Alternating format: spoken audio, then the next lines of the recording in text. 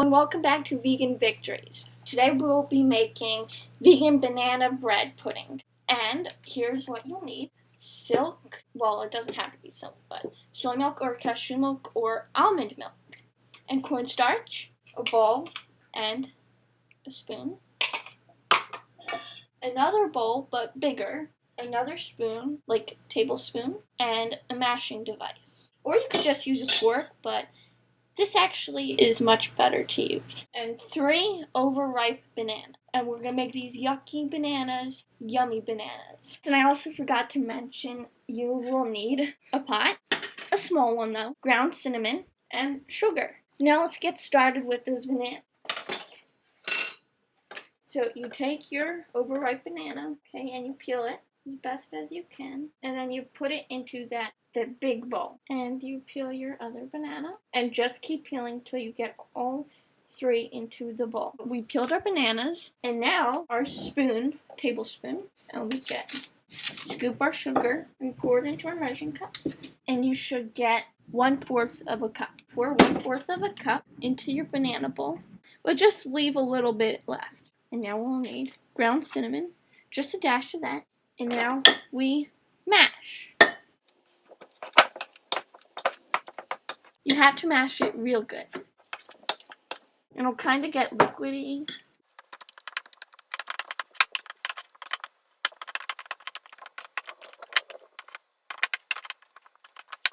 Next step is to get your pot and turn it on to low.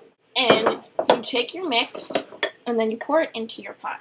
And your mix should be liquidy, but you should not have put any water or any milk or anything in it at all. The liquid should just come naturally from the banana. We take our small bowl and our spoon and our cornstarch. Take about the spoonful and another spoonful, and take your big tablespoon, and then you go over to your sink, pour it in, and do another one, and do another. So that's 3 tablespoons. And then you mix around, and it'll be a little hard to mix it because it is cornstarch, and you gotta make sure it's liquidy. So it's that white, milky substance. Now we go to our burner, and we turn it, if you have numbers on your burner, then turn it up to about 3. But if you don't have numbers, then do in between low and medium. You get our milk, whatever kind of milk you have, and then you pour it into your measuring cup. Just about 2 tablespoons worth, or 3. Yeah, 3 is better. And then you pour it into your cornstarch. Well, you only pour 2 tablespoons. And then you pour whatever's left into your banana. And then you mix. Now, once you start to see bubbles in your banana mix, that's when we'll pour this. Do you see all those bubbles? Now, we take our cornstarch mixture and we pour it in.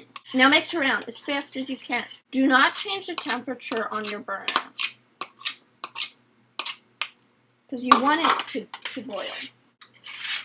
Because that's going to make it the pudding consistency that we want. You should actually lower it to about 2.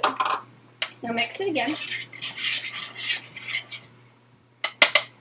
And now we're going to add a little bit more cornstarch. Okay, now we take our bowl and we get our spoons and we get our cornstarches, and then we pour that.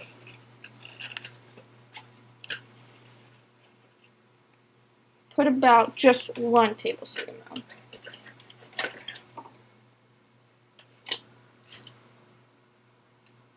Okay, and now we get just about 1 tablespoon of water, or 1.5. And then you mix that around. And now here we're going to take our milk. And we're going to get 1/4. And then we're going to pour it into here. Let's save about a tablespoon and pour just a little bit of that in there. And then back to it. Okay. So mix that. And now mix this.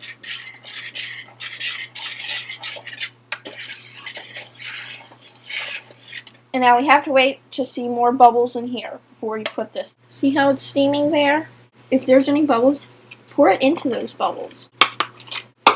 And it looks like it's breathing, doesn't it? Now go crazy with mixing. And now turn off your burner. And now you take it off that stove. And this is the consistency of what it should look like. It's like a normal pudding mix. It's very thick. Okay, here's what you'll need. Alright, take your pudding mix. And we're going to turn that into banana bread. You will need a loaf pan. Any shape, but the size should be small. As small as you have. And you will need flour. And you still need the milk. Not the cornstarch, but the ground cinnamon. Don't need that. And that special ingredient. Oreo cookies. The best kind you'll need is the normal golden stuff. It doesn't matter if you get mega stuff or any flavor as long as it has these cookies on top. Because this is what you'll need. Do you ever have a child or anybody really who eats out all the icing and then leaves you with these horrible cookies? Well, don't worry. We'll get rid of them in a good, tasty way that hopefully everyone will. So get about a handful. Alright, you'll need a clean bowl, just any normal size. And the mashing spoon again. You take this, and then take this, smash. And they need to be crumbs. Very small crumbs. Like a graham cracker pack. And it should look like this. If you can get it smaller, then that's good. But just about there. Very small crumbs. And now we'll move to our pudding. Take our pudding and pour it into our big bowl. And now we'll get our flour. See? And we'll pour a cup, just a cup like this in. Just a cup is all you need. Then mix it around. Now that we got our cup in, we also need to pour 1 cup in. So that's 1/4 the pour in. So you get your 1/4 and you pour that in. Alright, now we're going to take that Oreo mix and we're going to just get a normal spoon and take it, put 1 1/2. Just 1 1/2 of a teaspoon. And then you mix it around. Now, you know how these were crunched up, right? Well, if you have some whole ones, like I do, but mine aren't the vanilla ones. They're red velvet, but that's okay if you don't have red velvet, though. You could just use the normal black kinds or the golden ones. Just any kind. And you'll just save this for later. And now we'll need baking powder. So reach up in your cabinets and get your baking powder. It doesn't matter what brand. Just make sure it's baking powder, not baking soda. Okay. And just get a teaspoon, normal spoon, and then sometimes it's hard, so you want to mash it up first before you put it in. Okay, and then you pour that in. Again, a teaspoonful. And just mix it around. Now is a good time to preheat your oven. You will need to preheat it to 375. Just go ahead and preheat. You will need oil. If you don't have vegetable oil, but vegetable oil is the best kind, or canola, or corn, or but I don't have that, so I'm going to use olive oil. Don't worry, it doesn't really add that olive oil flavor, but it's still better with vegetable or canola. So go ahead and just pour 6 drops, and then you'll get a napkin, or you could just use your fingers, and then smear it all around. Now that this has been greased, you'll take just a teaspoon of your oil and you pour it into here. Or butter, it's up to you. But I'm using oil. You can put the butter on after it's baked, because then it tastes really good. You'll take your greased pan and just a little bit of flour. Grab some with your fingertips and sprinkle it just very lightly. Lightly sprinkle it. Now we'll take our crumbs and we'll sprinkle that too. Just make sure it covers. If you want, you can use all of it, but I'm just going to save some because I'm going to sprinkle some on the batter too. Now we're going to take our batter and we're going to get poured in. Not all of it though, just about half. Half of your batter. And half. And now spread it. Just spread the top, because you don't want to spread the crumbs that are underneath. Just want to leave that. Just like that. You'll need to take this and sprinkle it just on top. Very lightly. Lightly sprinkle the cookie crumbs. Now still, don't do all. Save like about that much. Now we're going to take this batter and we're going to pour it on top.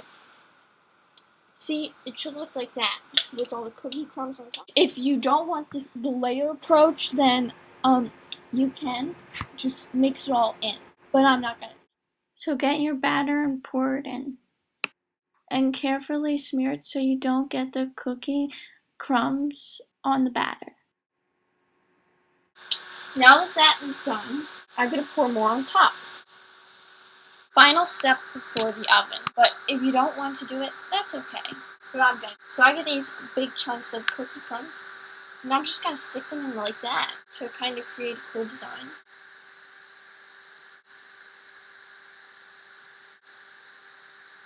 See? Pretty cool, huh? And now we're going to do a sprinkle of cinnamon. Just a little dash. Now we're going to put it into the oven. Now we're going to scooch over to our timers and set them for 35 minutes. It's done. The timer went off. And now we're going to take it out. So get your mittens and go ahead and pull it out. Looks really unique. Bon appetit, mes amis. Bye. Hope you enjoy it.